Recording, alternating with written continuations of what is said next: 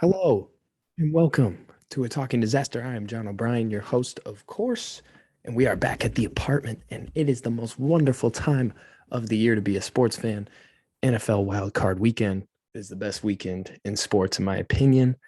And this year, for the first time ever, maybe it goes all 3 days. So Monday night has a game too, which is really cool.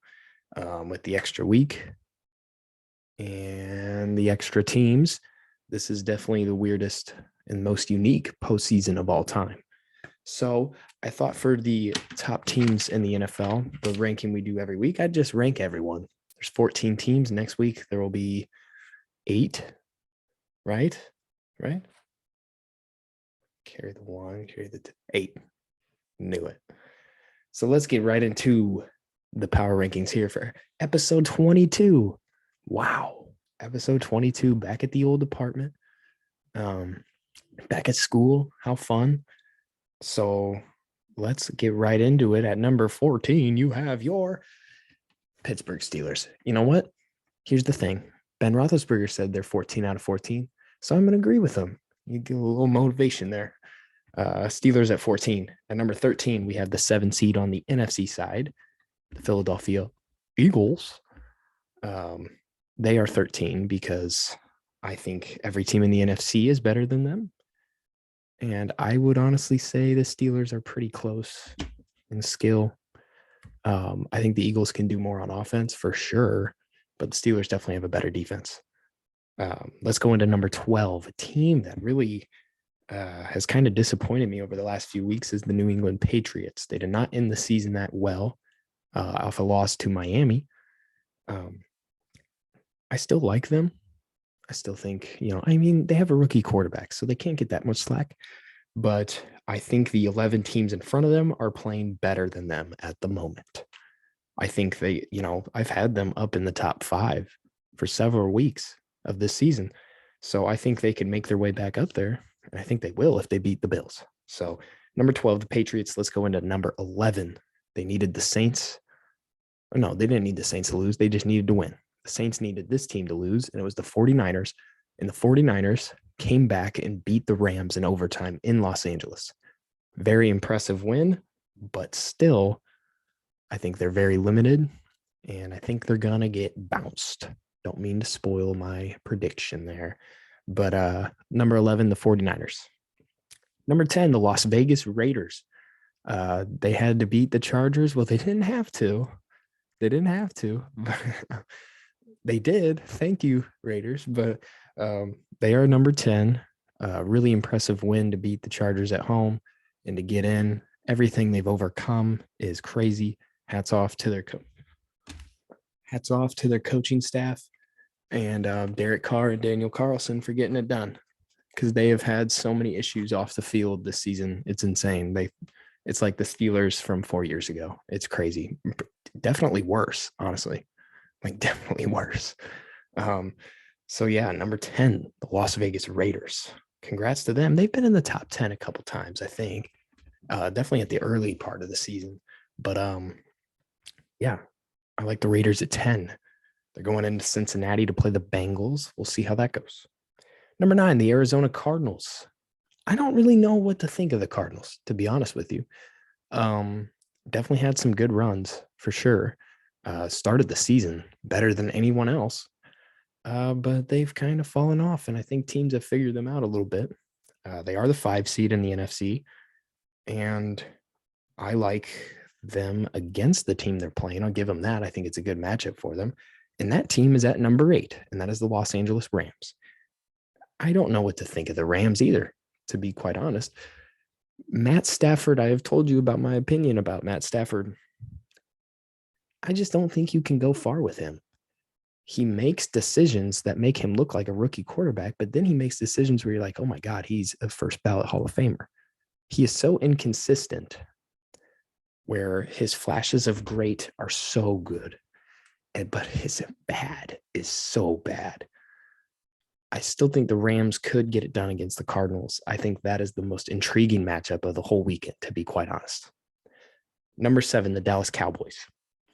Dak has been pretty good the last 3 weeks. As soon as I got eliminated from my fantasy team, Dak had all the pressure off his shoulders, and he's just been balling ever since.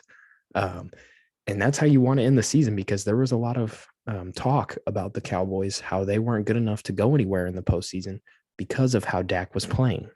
Now, with their defense still playing well and Dak clicking, I think the Cowboys are going to be a really tough out. Number 6, the 1 seed in the AFC, maybe the worst 1 seed in a long time, is the Tennessee Titans. Now, here's the thing about them.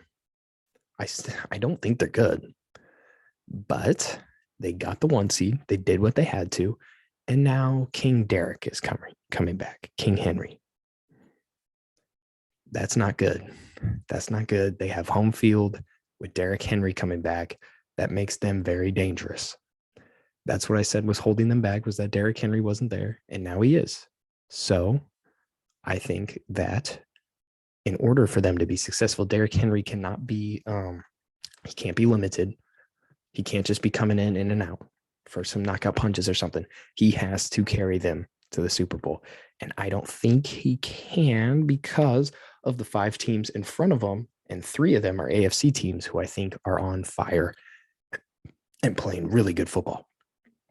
Number 5, the Cincinnati Bengals.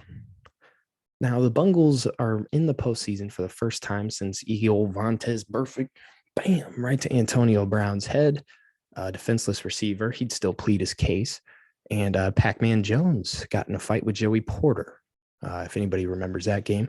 And then they said after that Antonio Brown should have won a Grammy for his performance.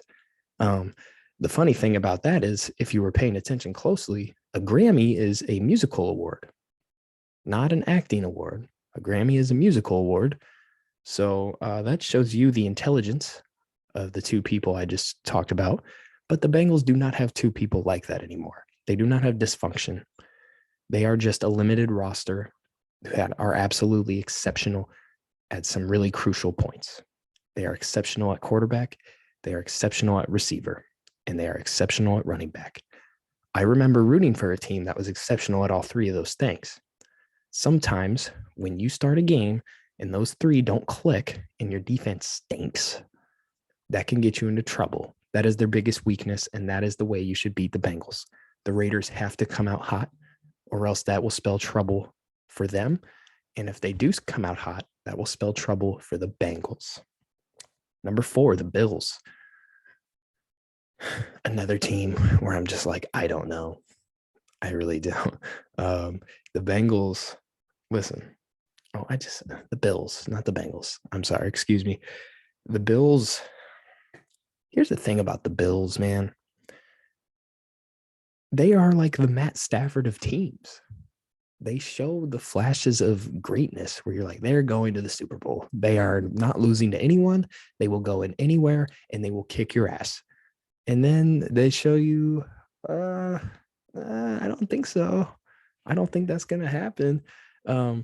So I picked the Bills to be in the Super Bowl from before week 1 against the Packers. And at the same time, even having them at number 4, I'm a little disappointed. But they are playing fairly good football, and that is very important towards the end of the season. Bills at 4. Number 3, the Tampa Bay Buccaneers. Amidst all their drama, they are still the 2 seed in the NFC. Pretty crazy, injuries riddled. And if you guys want to count out Brady, go for it. I'm not. So he's at number 3, and so is the Bucs. They still have a good amount of their defense. Their biggest thing right now is who's going to step up at receiver. We know Evans will. No Godwin, no Antonio Brown. Now, I think losing Antonio Brown is a great thing, because now you don't have to worry about some whiny baby in the back, right? So I think they're going to be okay. That's my thing on them. Somebody will step up. Brady will make heroes. He made heroes every January in New England for 20 years. So that's probably what's going to happen in Tampa Bay, in my opinion. But I still think there are 2 teams who are just better than the Bucs at the moment. Will I be proven wrong? Maybe. At number 2 is the 2 seed in the AFC, the Kansas City Chiefs. it's just kind of the same thing with Brady. They have shown their flaws, they have shown their weaknesses, but who is running the team? Who is on the team? I'm not going to count them out. And they are still the 2 seed, and they are still double-digit favorites against their week 1 or against their first round opponent. So I like the Chiefs at 2. I've had the Chiefs at 2 for a while now. Number 1, the Green Bay Packers. No surprise to anyone. Now, the most important thing for the Packers, when we discuss the Packers, it's the time of year where people kind of lose faith in the Packers. And it's well-deserved, because how many times are we going to have the same conversation? 1 seed in Lambeau Field, 2 games. Can they win? Will Rodgers go back? This is the strongest Packers team in a while. I will give them that. Can they win? And can they beat Brady? And can they beat Kyler or Dak or whoever comes next? I don't know. I really don't. Because of the past. It's stupid to dwindle on the past, right? But it is hard to ignore it when you're talking about the Green Bay Packers and everything they have done. I don't think it's so much on Rodgers all the time, but I think he deserves some of that blame. And they have a lot to prove. The pressure is sky high on the Green Bay Packers. It is higher on them than anyone in the league, and it's not close. So Packers are at 1 because I think they are the best roster, and they have the best quarterback right now. They have the best quarterback. They have the best receiver right now, and their coach is excellent. Packers at 1. We will see. Now, let's get into the predictions. But first, let's go over what happened last week of the regular season, and the career record of the season. So we had 1 bye week, and it was week 7. Picked every single game from week 1 to week 18 with 1 bye week. So that's 17 weeks. We started the big bet at week 8 and carried on through week 18. The big bet hit 4 times, and when it mattered most, the big bet hit. The Jaguars beat the Colts. And you know what? I have to give Luke the credit, and I'd also like to give my mom the credit, because last Sunday, my mom said, "Oh no, the Jags are winning because Carson Wentz is going to lose the game for them." And he did exactly that. Shout out to mom. So the big bet hit 4 times. Now, remember, guys, you have to remember, this is a big bet. So if you hit 4 times in 10 weeks and you're like, "Oh God, that's horseshit." Honestly, no, it's not. No, it's not. That is probably positive money for how large the upsets were and how much that would give you. So Luke's big bet probably ended positive. Now, also ending on a positive note, my record through week 1 through week 18 minus week 7 was 131 and drum roll, 123 and 2. I thought the 2 was interesting. Only 2 pushes the whole year. I was like, wow, that's it. I thought that was kind of weird and kind of strange. A push is when, like, let's say the Bears are playing the Vikings and the Vikings are favored by 3 points. If the Vikings win by 3, that's considered a push. That's what I'm saying there. 131 and 123 and 2. We had a lot of bad weeks, but we had some really great ones. We started off the season really hot, and that 11-3 week was really crucial, and that's basically what got us here. So I'm really happy with that record. That's pretty good. That's a lot better than I thought it was. Like, that's how, when I started doing this, I'm like, when it gets to the end of this is going to be embarrassing. Like, I was like, this is going to be bad. But anyway, it wasn't. But now it's a whole new season. Talk about all the time. Players talk about all the time. Oh, it's a new season. We're 0-0. 0-0. We're trying to go 1-0 this week. All that garbage, That's what we're trying to do, though. So, AFC wildcard, NFC wildcard, NFL wildcard. Here are my predictions. Let's go. Tomorrow, 3:30 on NBC, the Raiders go into Cincinnati to play the Bengals. Uh-oh, my battery's low. 10%? Oh, I think we can do 10%. Oh, go away. Okay. I think we can do 10%, right? Raiders, Bengals -5.5.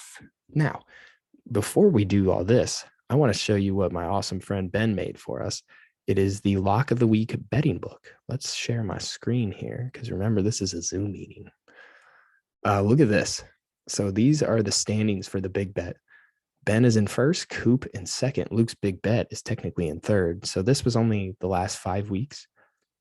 So Luke went 1-4, but that one win was the Jaguars money line, which got him a lot of this units here. Yeah. For my Spotify audience, I apologize. Basically, this is just the locks of the week my friends do. And my friend Ben made a spreadsheet that has everyone's names and their records and their standings and their win percentage and their units won, basically, which is how much money you would have made from all these bets. So we have Ben, Cooper, Luke's big bet, Luke in fourth because he just does the lock of the weeks too. Sam in fifth because he did one and he got his first one. So he's at 1-0. So he's still in fifth. Jack, Mason, Caden, Justin, Garrett. Mason and Jack have been making a comeback recently, I believe. Yeah, they started out pretty bad. Yeah, they've been on a tear, Jack and Mason have. So yeah, that is the standings as we go into the postseason. So let's get into their locks of the week here. Let's stop this. Get out of here. Okay. Raiders, Bengals -5.5. Justin's lock of the week, Cincinnati -5.5. That is his lock of the week. And I agree. I think the Bengals finally do it. They have not won a playoff game since they played the Raiders. Wait, no. No. They didn't beat the Raiders. They lost to the Raiders, and that started their awful playoff streak. Bengals win the North, and they're hosting a wild card game. It's the 3:30 game on NBC. Heard this story a bazillion times, and it never ends well for the Bengals, right? I like the Bengals to finally do it because they finally have the guy to do it, and that's Joe Burrow. Now listen, they used to have a guy named Carson Palmer. Now something bad happened to Carson Palmer in that game where the Bengals couldn't get it done against the 2005 Pittsburgh Steelers. But I think this story is different, and this story will be told different. I like the Bengals to cover and win, and so does Justin. Saturday night, Patriots, Bills -4.5. Playing 3 times this year, division rivals. I'm surprised nobody's talking about this game more. This is a big game. Division rivals Saturday night, primetime CBS. Like this is a big game. Patriots, Bills -4.5 in Buffalo, hosting a playoff game. Last time they played in Buffalo, the Patriots won. Remember, Mac Jones threw it like 3 times. That's not even like an exaggeration. Like it was literally 3 times. Bills -4.5. I like the Patriots to cover. I don't know if I like them to win. I like the Patriots to cover. That's all I'm going to say. So let's move into the Sunday games at noon. Let's check my battery here. Make sure we ain't dying. 8%. Oh, God, we got to race. Noon. Eagles going into Tampa to play the Bucs. Bucs -8.5. Ben's lock of the week is Eagles +8.5. So he likes the Eagles to cover. And Mason's lock of the week, famous Eagles fan here, likes the Eagles to win. So my opinion on this, if out of all these games, I think this one has like this like cloud of upset over it. I like the Eagles to cover, but I like the Bucs to win. 8.5 points is a lot of points. Eagles are playing well. I'm not betting against Brady to lose in the playoffs. I like the Eagles to cover this one, but the Tampa Bay Buccaneers win it. 3:30 Sunday. I believe this one is on CBS, Fox, 49ers, Cowboys. Oh, no, this is CBS. This is the Nickelodeon game. This is CBS. I like the 49ers, Cowboys -3. Coop's lock of the week is Dallas money line, and Caden's lock of the week is San Francisco and Las Vegas both win. I like the Cowboys to cover 3 points.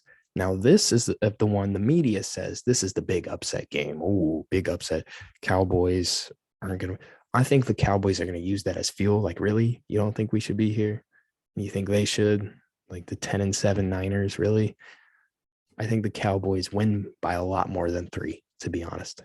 If you get after Jimmy G early, he will collapse. And that's just a proven fact, basically. So turn the ball over if you're Dallas on defense, like get turnovers. That's what I mean.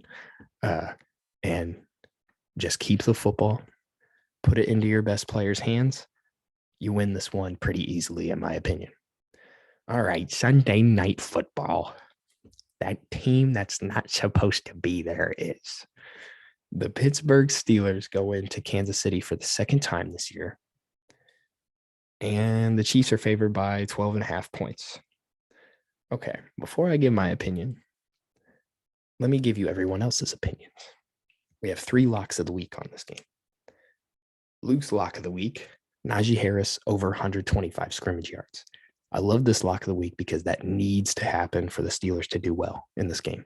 Najee needs to have a great game. We need to keep Mahomes off the field, and we need to just bring the game to a screeching halt every time we have the ball and make it a screeching halt and make it as boring as possible. And the Steelers are great at that. Jack's lock of the week is Chiefs to cover 12.5 points and the Bengals to win. Doing a little parlay, so is Caden.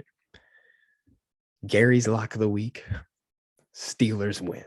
Now, listen, look at this. Let me share my screen again. Gary needs this. If he gets the Steelers to win, because Gary's in last place right here, he needs the Steelers to win. If he gets the Steelers to win, he's going to shoot right up back to the top spot. So, smart bet from Garrett, in my opinion. It's a chance. It's a Hail Mary prayer. But you know what? That has been the Steelers thing the whole season. We're not supposed to be here. Roethlisberger even said it himself. This team's going to play. The Steelers are. The Chiefs have a lot of pressure on them to win. Obviously, reasonably. The Steelers have no pressure. Just go out and play. That's basically what the motto is going to be. Ben even said it himself. We're just going to go out and have fun. Deontay Johnson said, hey, don't count us out. And Mr. Corvette himself, Juju Smith-Schuster, might return for this game. Now, if that's a limited thing, that'll be okay. If he's just out there, that is going to give that Steelers offense a jolt that they might need. Now, listen, you guys might not remember this because he's been struggling the past couple of years. Juju is a great slot and third down receiver. He is so crucial. He was so crucial to us last year when it mattered that we would rely on him. We've relied on Freiermuth the past couple of weeks and this basically since Juju got hurt to be that guy. Juju is that guy too. So that gives the Steelers another weapon. Okay. You can have your opinions about him. It gives the Steelers another weapon when he's out there. So in my opinion, here's my opinion. The Steelers cover 12.5 points. They are going to go out there loose and they need to start hot. Score on the first drive, field goal or 7 points. That's what starting hot for the Steelers is. If you score a field goal on the first drive, I'm going to be like, oh my God, they came to play. Damn. So here's another thing. Like I said before with Najee, bring the game to a bam. Naj. Freiermuth, Claypool, Deontay Johnson.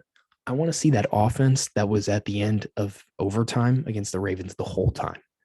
Just do those plays. Put Deontay in a situation where he can get open. Freiermuth in a situation where he can get open. Claypool in a situation where he can be successful. And give the ball to Najee when it matters. Also, on the defensive side, somebody on the Steelers has never had a playoff sack. That man is probably going to be Defensive Player of the Year this year. That's TJ Watt. He needs to get after Mahomes. He needs to go get Mahomes. So does Cam. So does Wormley, Highsmith. We need to get to Mahomes. I need at least 4 sacks. Another little tidbit. The Steelers got their ass beat by Kansas City last time they were in there, day after Christmas. There were 5 fumbles in that game. The Chiefs recovered all 5. If that happens again, the odds of that happening again are extremely slim. Need to get turnovers. Win the turnover battle. Pound the rock. Get to Mahomes. 3 keys to victory there for Pittsburgh. And I think if you do at least 2 of those, you cover 12 points. That's what I think is going to happen. I'm not even going to say who's going to win or what. Steelers cover. That's all I'm going to say. All right. So the big bet, basically just won its Super Bowl of the year. It waited for the last week. Luke waited for the last week to win his Super Bowl, basically. The biggest of bets hit last week. That's how special that was. It's the playoffs. There's no that big of a bet, except when there's a team that is destined to be a Super Bowl contender and a team people still had questions about, and that team gets in the postseason to face that team I just spoke about. That would be the Cardinals and the Rams that I'm speaking of. Listen, the Cardinals are going into Los Angeles, and they're playing with house money too. There's really not a lot of pressure on the Cardinals. I'm serious. Was this Kyler's 3rd year, Kingsbury's 2nd? Or is it both their 2nd year, 3rd years? Listen, you're finally here.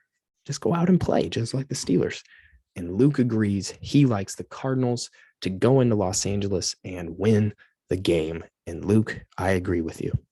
I'm going to say the Cardinals beat the Rams. I think Stafford makes a couple turnovers. I think Kyler gets the ball out when it matters and makes a couple plays with his feet. Cardinals win, and they will move on to, what am I saying here? I'm saying they're going to move into Green Bay, and the Cowboys are going to play the Bucs in Tampa Bay. That's going to be the NFC divisional playoff, in my opinion. And then in the AFC playoff picture, the only one I think that's like really going to win is the Bengals. And if the Bengals win, they will probably play the 2 or the 3 unless the Patriots and Steelers win, because then the Bengals host another playoff game, and that would be against New England, and then the Steelers would go to Tennessee. If the Chiefs win and the Bills win, the Bengals go to Kansas City. No. The Bengals go to Tennessee, and the Bills go to Kansas City. Could you believe that divisional round? Bengals and Tennessee in the divisional round, and Bills and Chiefs in the divisional round. That is nuts. That is crazy. So those are my picks. Have a great time watching the postseason. Thank you all for watching. Thank you all for listening. Have a great rest of your day. Have a great weekend. Thank you.